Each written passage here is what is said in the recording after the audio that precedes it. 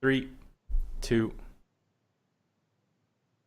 This is episode 19 of DJ Talks. My name is Johnny. Hey, what's up? I'm Dan. Our episode this week is going to be responding directly to a viewer's comment. And it's going to revolve around issues on mental health.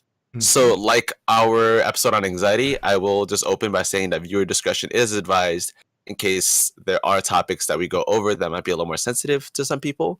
But we are going to talk specifically about addressing mental health and mental health support. So it's not going to be like, super intimate, but, it's something to be aware of. Yeah, and this episode was really brought about by not only the comment, but a lot of the, from what you said, support that you've gotten, at least recently, or at least feedback from a lot of our viewers. How has that been like? And, what kind of comments or feedback have you received so far? Yeah, that's a really good point. I did get a lot more responses on the podcast than I thought. I know that we have a rather small reach in our audience based on our viewership numbers and our subscribers, but it was really nice to hear that there were people that were reaching out and offering support, offering encouragement, letting me know that, how I felt was, okay, and that I was brave and courageous for sharing my story. I think one of the biggest things that I got was that, like, some of my friends who I don't talk to as much as I would like to, still like went out of their way to share with their networks on like Facebook and Twitter and stuff. Mm-hmm. Our episode on the discussion, and I thought that was really kind because that brings to light, puts a spotlight on the topic, and it also gives an opportunity for like that wasn't exposure that we asked for, but we got. Even one of my friends, he's like a high elo player in League of Legends, and he made it his status in League. Like, this is the name of the episode. You go check it out. And I was like, wow, that meant a lot to me. So I'm just really lucky, and I was really overwhelmed by that. And I do really appreciate that support. Like, Dan and I both feel that that kind of support that's very organic, that like, it tells us that we're doing something right, and we both really, it means a lot to both of us. It's definitely a great thing to hear. A lot of people actually starting to, or even opening up a little bit. Have you, or did you receive anyone that actually shared their story with you? Out of curiosity, you don't have to share it like anonymous, but yeah, obviously.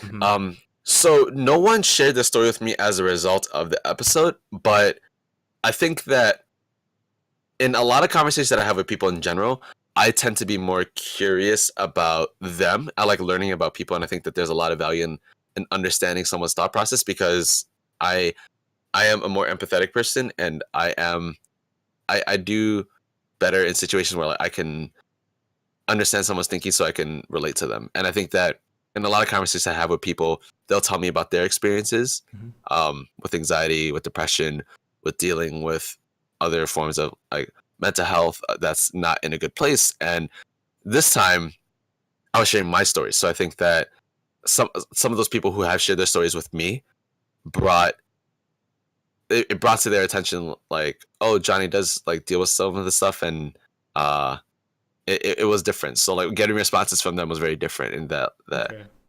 They're like used to talking to me about them and like me trying to support them, but then receiving that support from them on the other flip side, this time I'm behind a camera, it was a unique experience for sure. Now, a question for you then. You dealing with mental health itself, does it feel better for you to know that other people are actually does it feel better for you to actually know that other people are dealing with the same situation like as you? Do you like to hear other people's story as well, or does that help you? Okay, that's a really good question, because I think that the answer is yes. So something that a lot of people, I believe, feel based on my conversations with them and the stories that I've heard as well as my own experience is that it It's the idea of feeling alone, right? That when you're going through these experiences, that like people won't be able to understand how you feel. They won't be able to like really take in how something affects you. With things like depression and anxiety, different things will affect you in ways that other people who don't have anxiety and depression will like they won't understand. It's like a microaggression, for example, or like just a small interaction with someone else can like make you feel such a way that's like very overwhelming, or like it can rub you the wrong way. But then if someone else is like, it's no big deal, it's whatever. Mhm. My physical response to that is like my shoulder blades and my back is get really tense and it's really tight, and I feel like those muscles are almost sore, but it's like a reaction that my body has. My chest also gets a little tighter, and I find it a little hard to breathe. My mind and my thoughts feel a little more like closed in that like I can't escape a thought process or something like that, which is really hard for me because like in general my mind like wanders a lot, and I like to think very creatively. I like to like think about random things that people might not consider. So like when those when that kind of thinking goes along the lines of like worrying too much, which is kind of the definition of anxiety, other people who experience anxiety will like their minds will wander and they'll experience different things, but then reactions can be similar even though the triggers may be different. So then knowing from other people that they've experienced a similar reaction as I have, even though the triggers may be like completely different, is very reassuring, because it lets me know that how I'm feeling is justified. Like it's okay to feel that way. That's like the biggest thing, that it is okay to feel like that was upsetting to you, or that pushed you over the edge, or that it was okay to feel like you were inferior, or that you weren't okay, but that you really are okay. Um, because when you tell people who may not understand it as well, they might think of it as you're overthinking it, or like you're misinterpreting it, or they probably something else going on and like wasn't personal. But it's difficult when they're not putting themselves in your shoes to see how it affected you, which is the biggest thing. So is there anything that you wanted to follow up with before, like, because I think this is a really good transition to the comment that I got that I want to respond to, unless you want to like chime in here. Right. I mean, well, what brought that up is because I was watching a couple of TED Talks about mental health and anxiety and depression.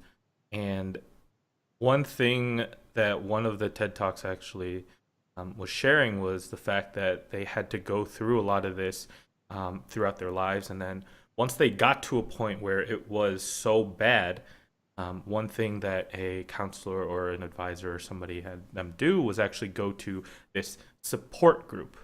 Okay.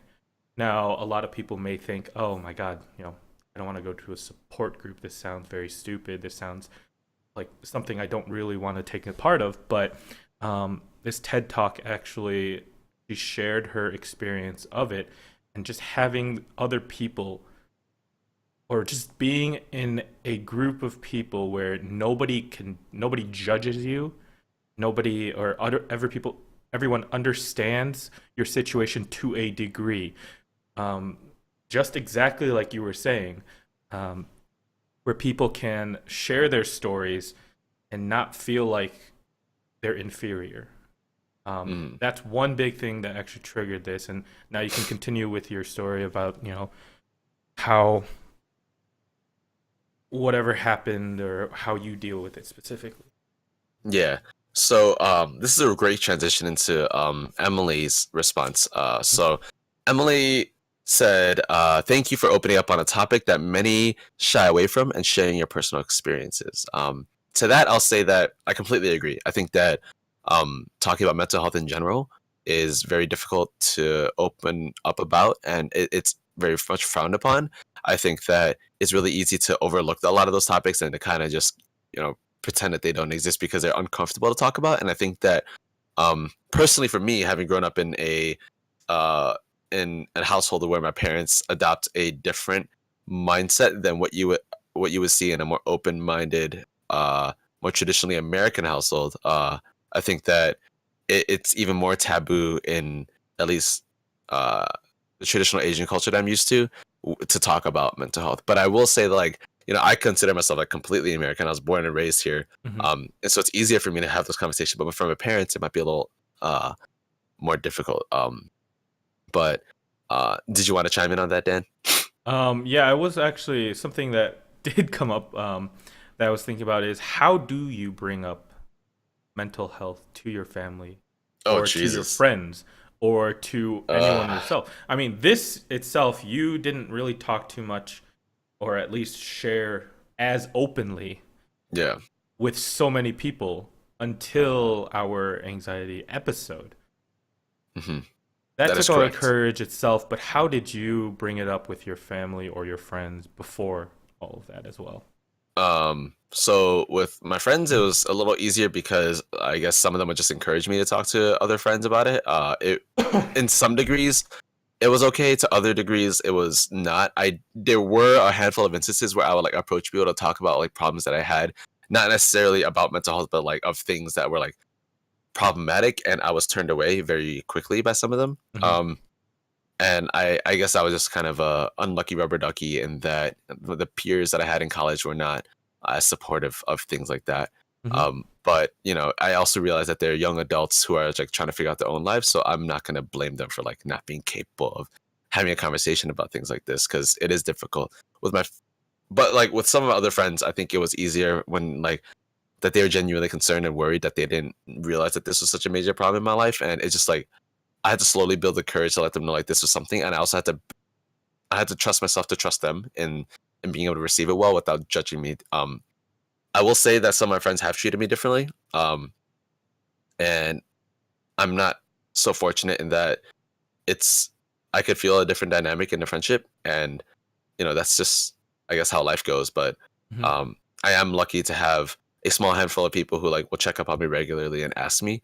Despite how small that handful of people is, it still means Hmm. a lot. So with my family, totally different. Like my dad had like he didn't receive it well at all. He thought I was like making it up. He was blaming a lot of it on me.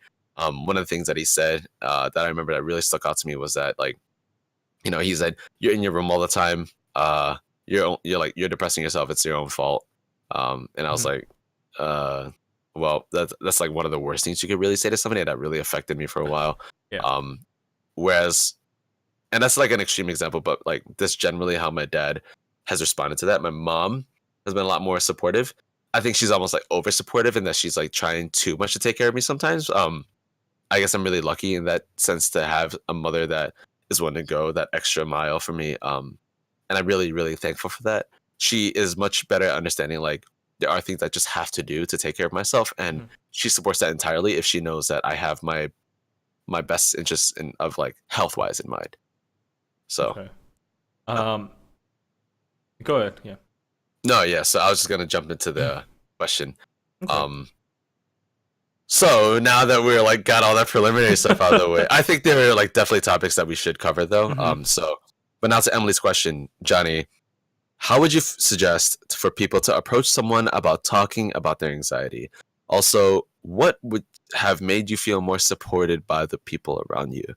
So I think that this topic and question is very loaded, and um, it's worth like dedicating an episode and a discussion to. I also think that's very valuable for me to talk to Dan about it because he like Dan, you're gonna be able to ask me questions and you'll be able to offer counter arguments to points that from the perspective of someone that doesn't have to deal with these things that might have friends that do. So I think that that's really valuable for both of us, and Hmm. it'll be a really good discussion to have where I was just like I'm just not responding to your comment on YouTube, but that we're actually like talking about it. So um I think both questions are kind of related to each other, but I'm going to start by answering uh, the first one, which is how do you suggest for people to approach someone about talking about that anxiety? And I think that it's really as simple as approaching someone as saying, how is your mental health? And I think that that question itself is very not threatening. I think um, it is one that opens up the doors to a lot of different conversations that can be held. I also think that you can ask that question to people who don't necessarily deal with severe forms of like a mental disorder of some kind. In the sense that like severe anxiety is a mental disorder. Severe depression is along those lines. Insomnia, I would say, definitely falls into that category. OCD, things like that. So that question has a lot of value, and I believe that it's just like a really good way to approach somebody without making them feel attacked or put on the spot, as opposed to saying like, how are you dealing with that mental disorder you have, or just like not saying at all. I actually think that like not saying anything at all or like ignoring the topic or the question is like one of the worst things that can happen. Hmm. um and being able to tell somebody that like, so there's a really big distinction. So something that kind of bleeds into the second question about feeling more support from people, but I'll like stay focused on this topic, is that there's a huge difference in like, so for example, like between Dan and I, Dan doesn't deal with the problems I do. So there's a very big difference in me going to Dan and talking to him about it as opposed to Dan approaching me. When I go to Dan, I don't know what I can say without like pushing him over the edge. I also don't know the level or the limits of his emotional capacity, and in that like, what am I gonna say that's just like he's not gonna be able to empathize with, that he doesn't necessarily care about, or like is taking the conversation too far to where he wouldn't be able to like respond, and things like that. Also, like how intimate can I make the conversation in that I can be brutally honest about some things without like turning him away or scaring him off. Now, if you flip the tables and Dan approaches me, suddenly I know he's interested. I know that he cares enough to like initiate the conversation, and I know that he wants to like pick at my brain and dig deeper. So then it's way easier for me to open up about it, and it makes it me feel like there's genuine interest and concern, and that like it's easier for me to open up because he came to me and like wants to know, as opposed to like me having to break that barrier, get over my anxiety of asking him, and then like pop into question. Whereas Dan makes it easy for me. I think that eliminating that barrier of entry and like into entering that discussion is huge, which is why that question has so much value in my opinion. Dan, what are your thoughts? Um, out of curiosity, there, then, after you have broken some type of barrier with somebody already, so if they have shown and expressed interest at some point, does it become easier for you to kind of bring up the topic as again?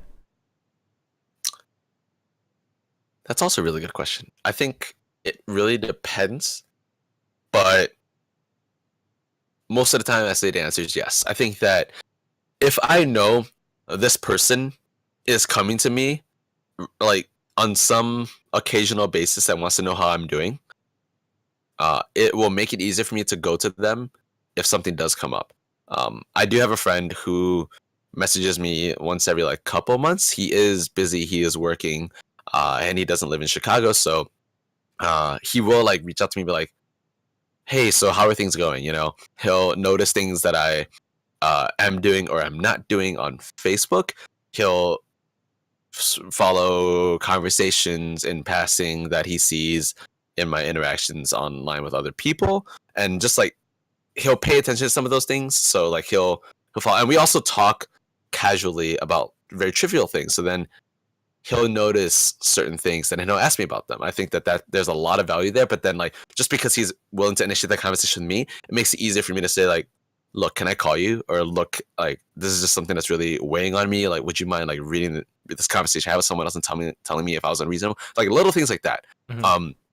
Yes, I do think that like if I was approached by other people about that, then it's easier to have that conversation. However, I will say that there are scenarios where it definitely feels like I would be able to better gauge if someone is asking me for the sake of asking, and more so to save their face and their reputation of just being like, yeah, I am concerned about you, Johnny. I asked you those kinds of questions, but then like they're not actually as engaged, interested in conversation. Then in those scenarios, and I have experienced them before, Mhm. I would be hesitant about going to them.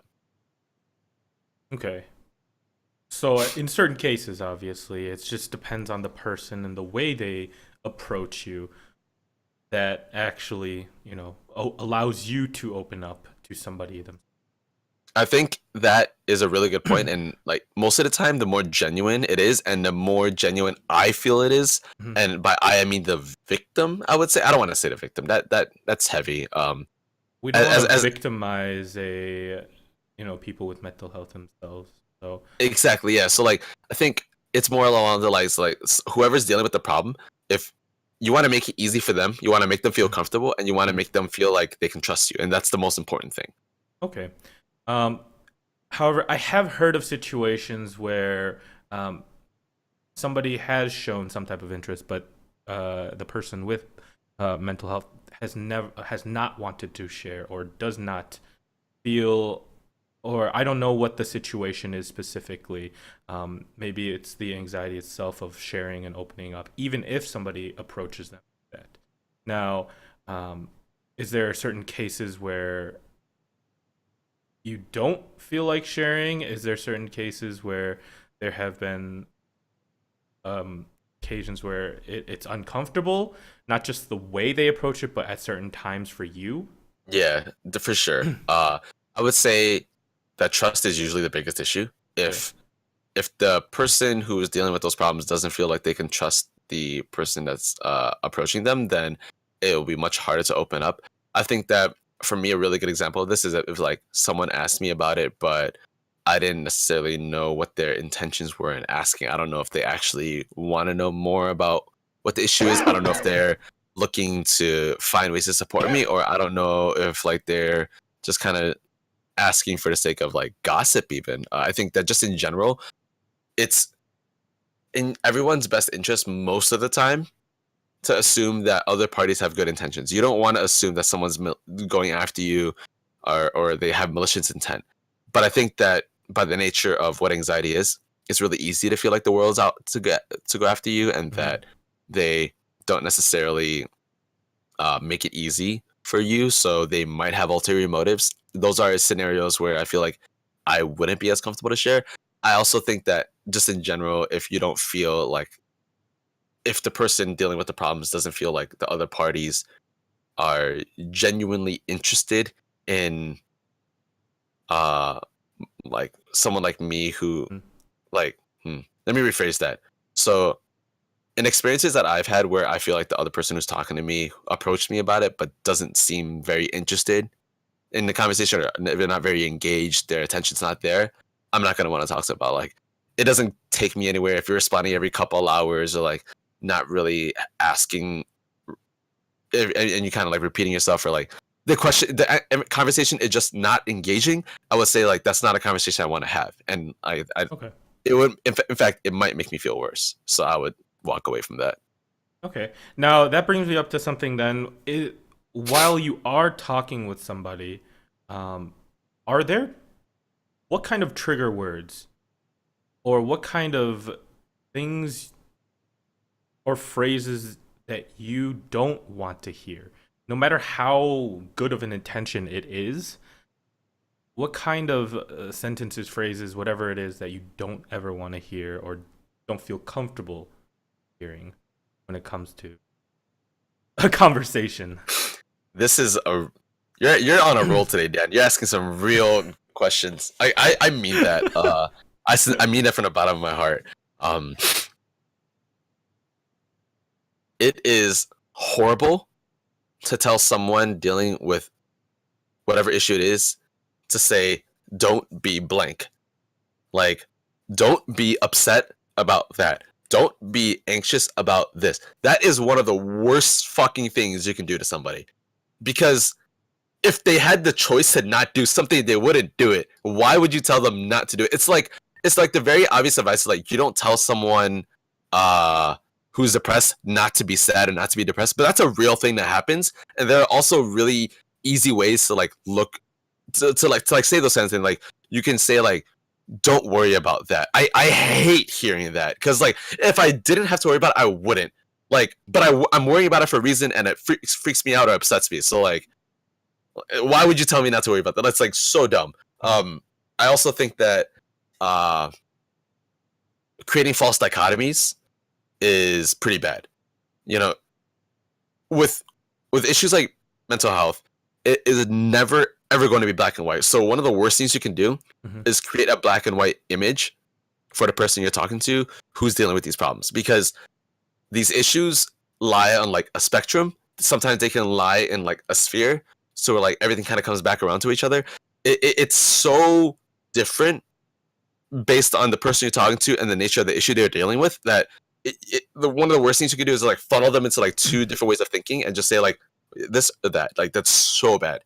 um in general, you can't just tell someone with feelings, emotions, and like different types of mental illness like just to change because you say so. Like Mhm. that's not how it works. If I could change how I felt, I'm sorry, I hit the mic. If I could just change how I felt on the spot, then it'd be easy to do that. And what's even worse is that sometimes people who can't make those changes immediately will feel like they failed because they weren't able to.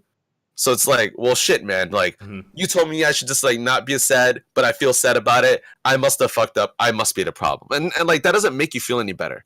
It makes Um, basically you feel worse about, even though they meant good or meant it in good intention. It just makes you feel worse because it furthers some type of either anxiety or depression, or mental health itself. yeah, and I think that like one of the conversations that I had with one of my like really good buddies back a couple months ago rather. Um, you know, I was talking about one of the issues that I had with my dad and how he wasn't super supportive of me and my career aspirations, and didn't really understand some of the things I deal with severe anxiety. And eventually the conversation came to a point where my friend told me to just deal with it. I'm like, fucking shit, man. Like, you don't think I already know that? Like, that Mhm. is not something that you should tell somebody. And like, yeah, there is a point where like being real with somebody offers them a lot. And I think that there is a point where like sometimes it's appropriate to tear someone down so you can help rebuild them and they can rebuild themselves and then they come out stronger. I think that I believe that that approach is good sometimes.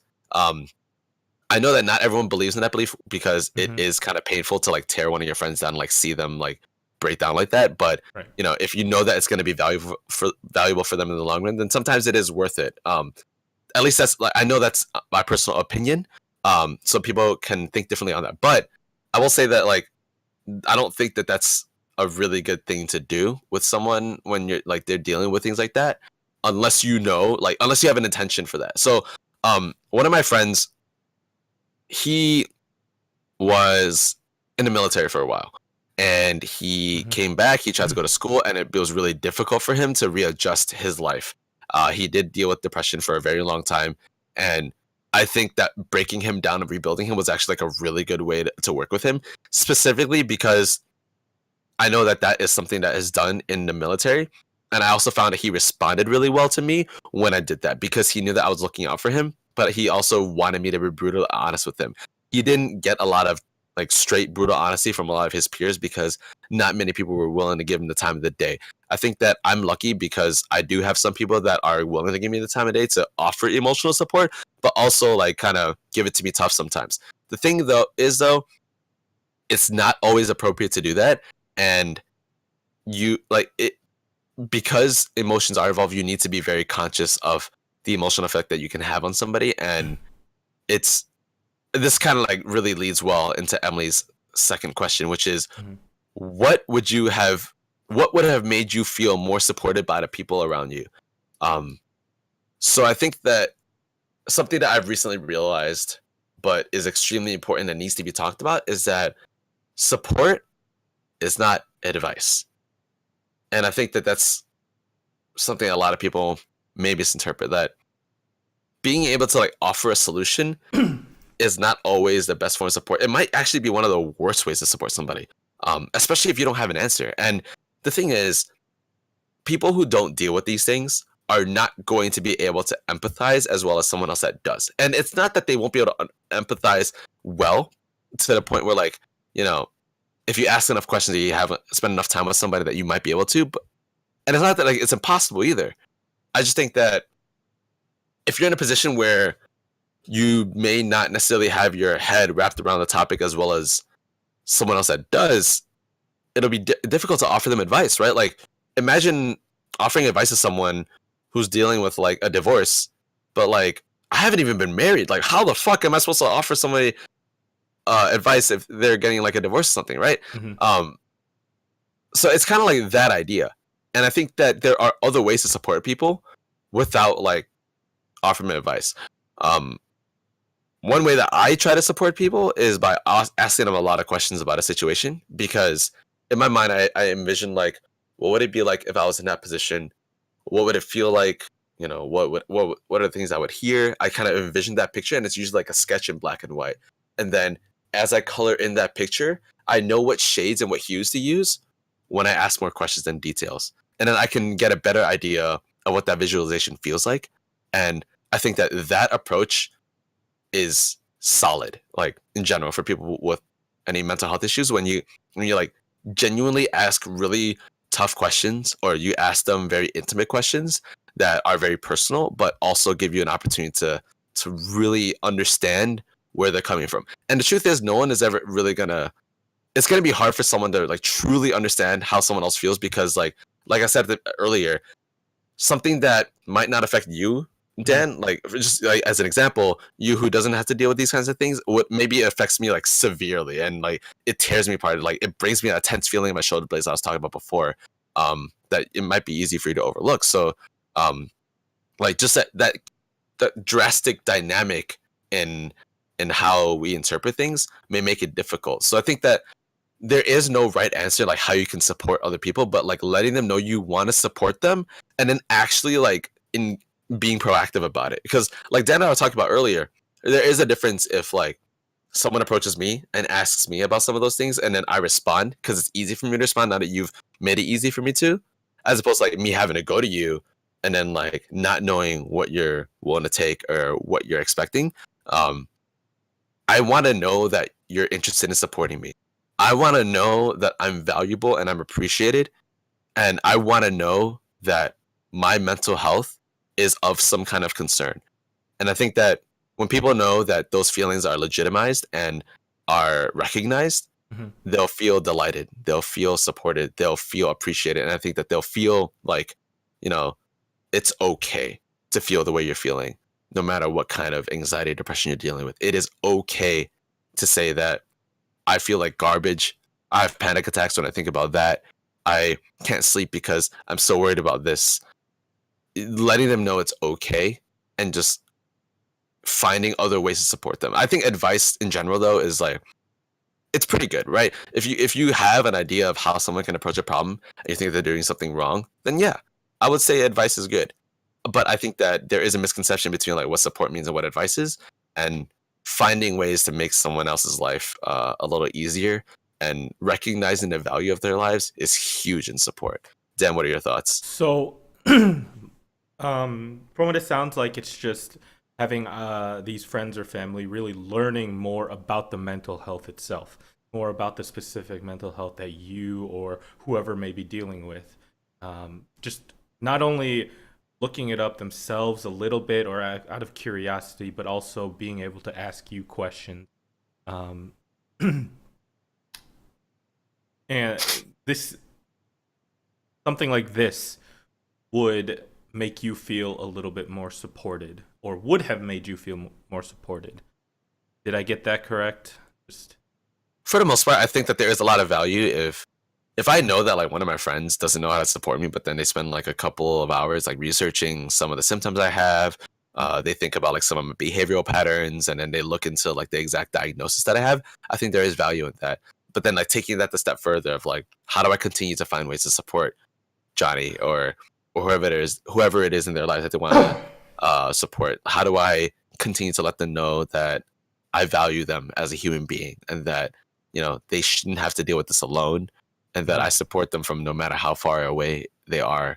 Um, I think that it's like really difficult though, because Mhm.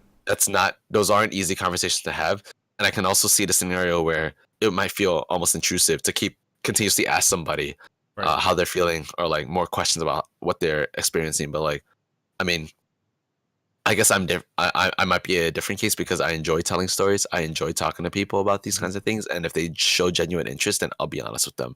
Um, And it's also a worry for this may be a worry for some people asking someone about mental health itself, of um saying the wrong thing or doing or triggering some type of reaction from them that they don't intend to um, have happen.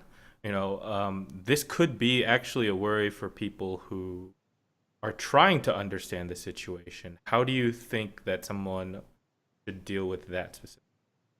Just Um, talk to them. Just be open. And like for me, I would just ask questions like, Johnny, what are just some things that I shouldn't say, or like what would you how do you feel about talking about this kind of thing, or just taking it easy and opening up communicate. It's almost like having a healthy sex relationship. You don't want to like just do things with your partner in a way where they're like they're not going to respond well, or that mhm. they wouldn't like enjoy. You would want to have that open conversation with them, like, all right, what are the things that you like and what are things that you don't like? It's the same. I think it's very similar here. Like, what are some things that you would be comfortable talking about in dealing with your mental health, and what are some things that you don't? um It's all about but that I think communication, right? no, yeah, I think so. And I think that not everyone's going to be willing to have those conversations because it's difficult and it takes an emotional toll. I also think that it's important to only offer as much as you can without coming off as disingenuous, which is something that we talked about earlier. Mhm. But um, yeah, I mean, in general now, I think I still don't receive as much support as I'd like, but I also realize that a lot of my peers are my age, and being in my early 20s, my friends are graduating college, or they just graduated and they're like starting their jobs and they're like trying to build their careers. Mhm. Not all of them live near me. Not all of them know how to deal with this kind of problem. Not all of them want to deal with this problem. Um, and that's just the reality of it, right? I Mhm.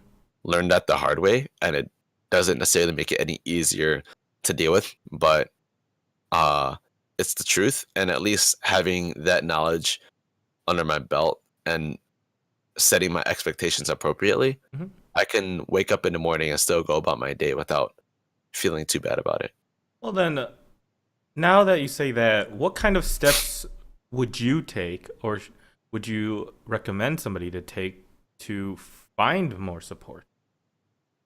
Um, I'm like you said, you may have friends and you may have family that do try to support at certain occasions, but people in general um, won't understand as much or I don't think understand, um, or even um, they just don't have the time, like you said as well. That is some. It is a huge commitment for somebody as well in certain cases. In certain cases, obviously, but um, I mean, just showing support itself. Yes, people may try and people may actually reach out. But what can the person with the mental health do as well to find other outside support? this is really hard because I think that there comes a point where it's very demoralizing people with mental health issues to continue to seek help when they're constantly disappointed and they don't find the support or the help that they'd like, Mhm. especially when they like have to keep going out of their way over and over and over. It just puts them in a point where they feel like it's exhausting. They don't really know how to trust other people, and it's they're never not disappointed. So I think the journey is hard.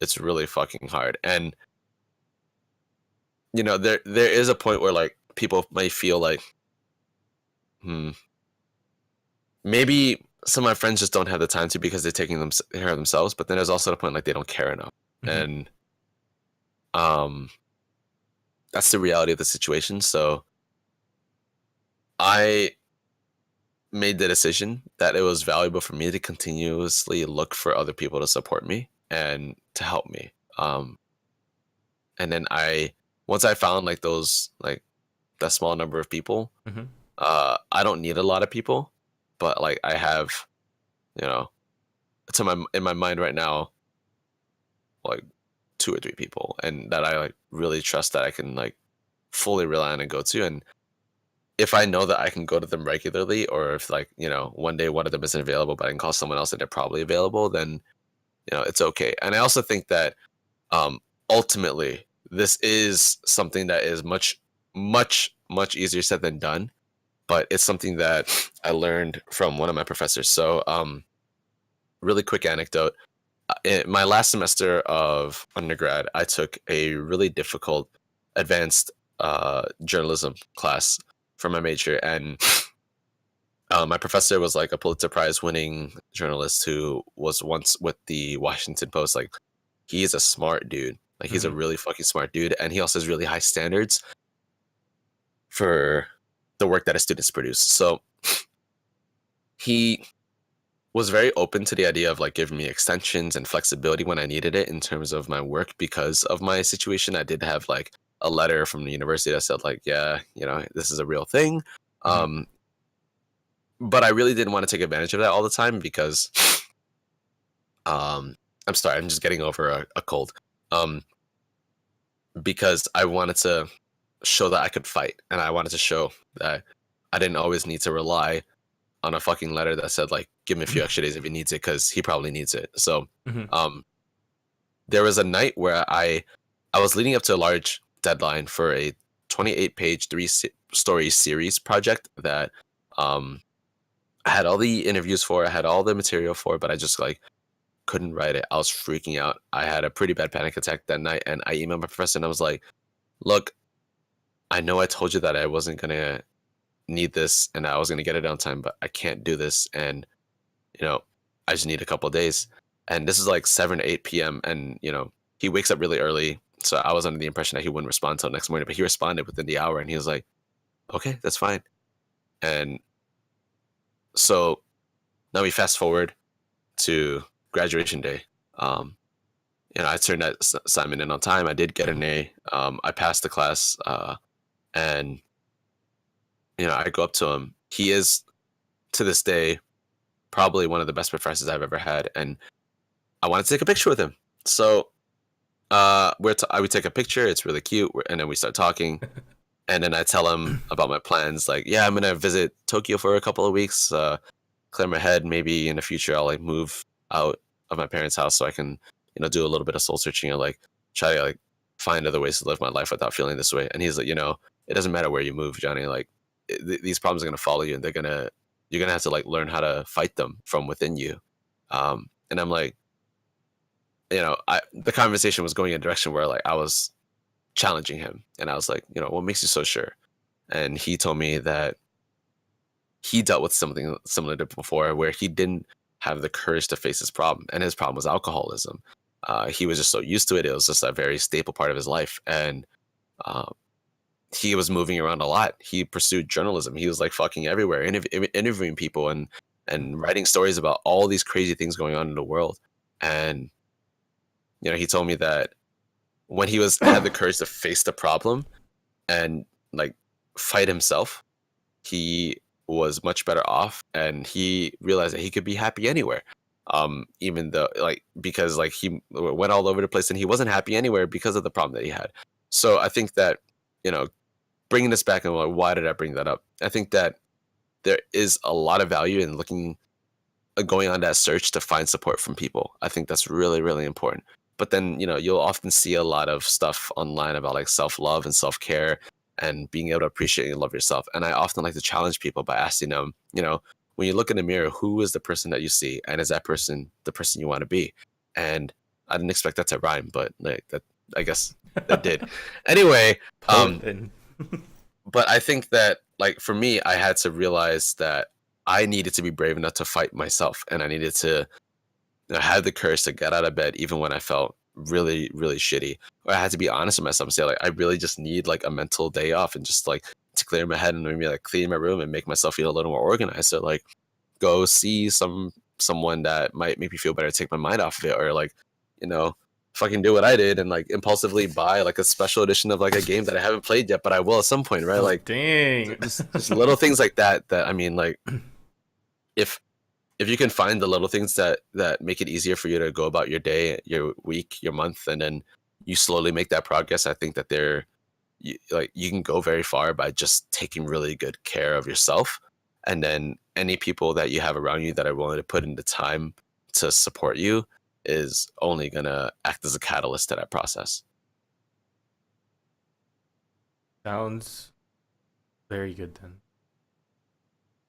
That's all I could say about that.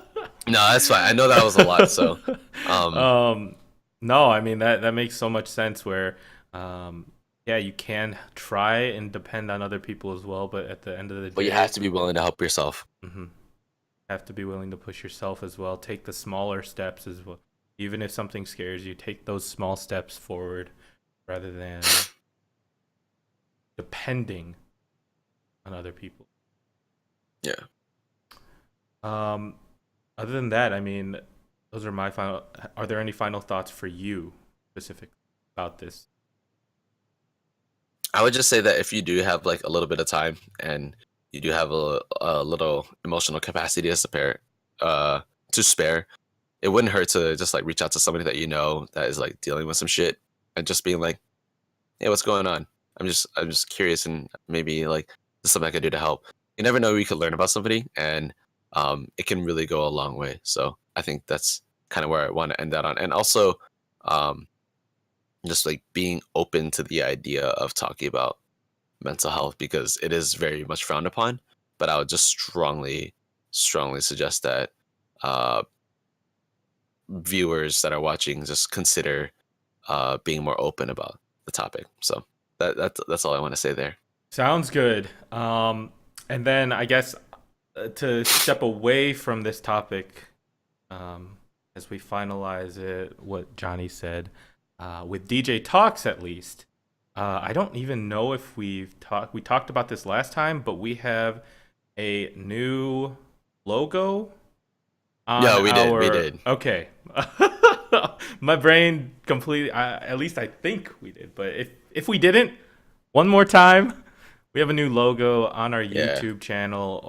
I'll bust it out eventually onto this actual recording. But thank you to one of our friends. I don't know if he wanted to shout out. Be So public. Yeah. I'll keep it down low for now. But thank you to him for creating and help create that as well. And did you get any other final comments from our last video or from previous video? Share? Nah, I think that us dedicating an episode to like a response from a community is pretty cool. So the topic that we have for next week will probably be a bit of a surprise, but who knows what will happen. So Yeah. And final thing, I guess, is if you like the video, if you want to show support, if you want to just kind of share your opinions or share your thoughts themselves, please either leave a comment or message us directly. We are here and we are looking at all the comments and we take a look at them, and we may even dedicate an entire episode directly to kind of like what we did here. Yeah. your comment itself. And if you guys want us to talk about something as well, or if you want to be a part of our amazing DJ Talk show here, let us know as well. Other than that, you will see No, us they next will time. see us You because they're gonna will watch see- next week's episode. Hell yeah! You will You'll see see us us next week. next week. Bye. Peace.